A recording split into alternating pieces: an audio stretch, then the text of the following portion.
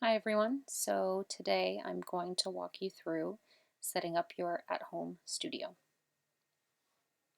You're going to have two options. Option one will be setting up a makeshift drawing horse.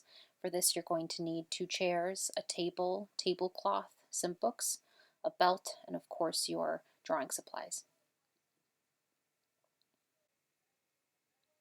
So step one is finding an open area to set up. This doesn't have to be anything spectacular, just a nice open area where you can place some chairs and a table.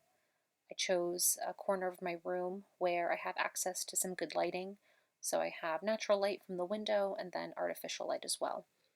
It might be a good idea to have an outlet nearby, just in case you need additional lighting on top of this. Step two is finding two chairs that are roughly the same size, if not the same. You're going to place these facing one another. Don't worry about the exact placement just yet. You can sort of shift this later on. What's important is that they're facing one another.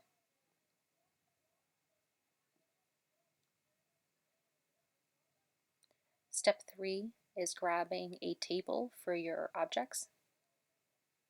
I grabbed a sort of bedside nightstand. It was the perfect height. You don't want anything too high or too low.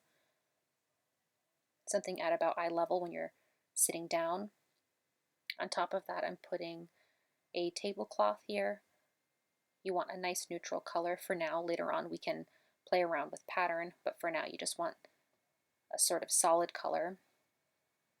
That way it won't be distracting when you're drawing your objects.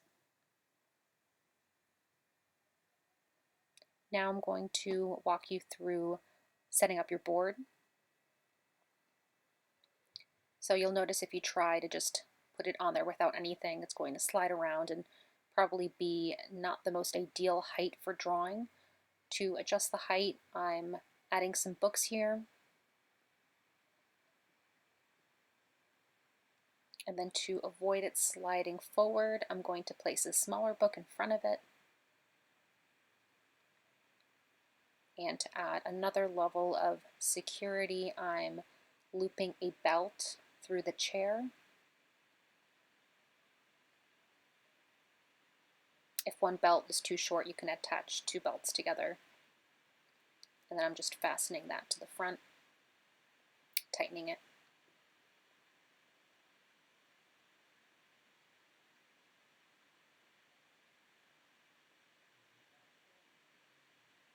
And this should be nice and solid. So when you move that chair around, that board won't be flopping all over the place.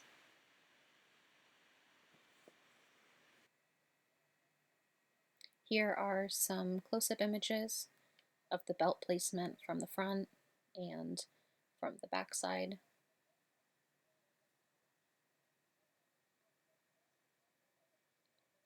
The final step is going to be adding your objects.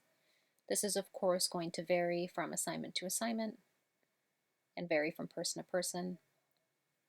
This is just an idea of how everything's going to look once put together. And then in this image you'll see that I adjusted the chair drawing horse a little bit further out so I wasn't so close to that table.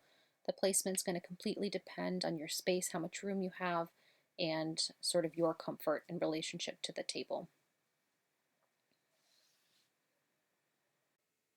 So option two, I'm calling the leaning board because it will vary.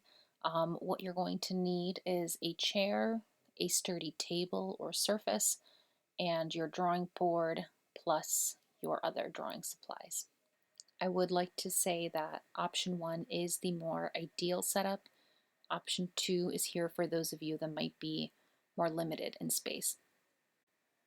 The biggest difference between option one and option two is that with the first option, you are going to an empty space in your home and constructing a very specific and individual drawing space for yourself that you can tweak and specify for your needs and your interests.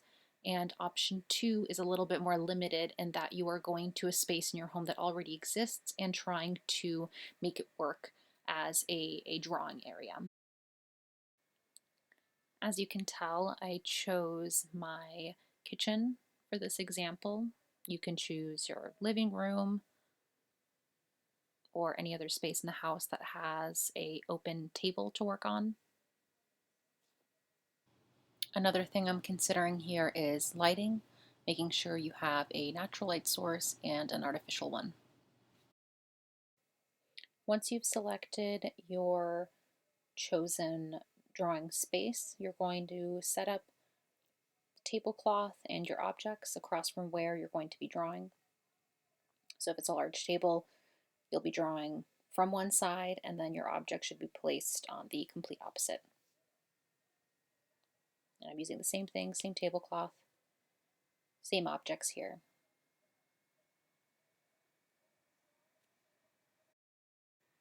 The final step is going to be placing yourself across from the objects. You're going to sit in a chair. And the most important thing here is to make sure that when you're positioning your drawing board, that it's not flat on the table. It's going to be against the edge of that table. That's why it's important that whatever table you're using is nice and sturdy.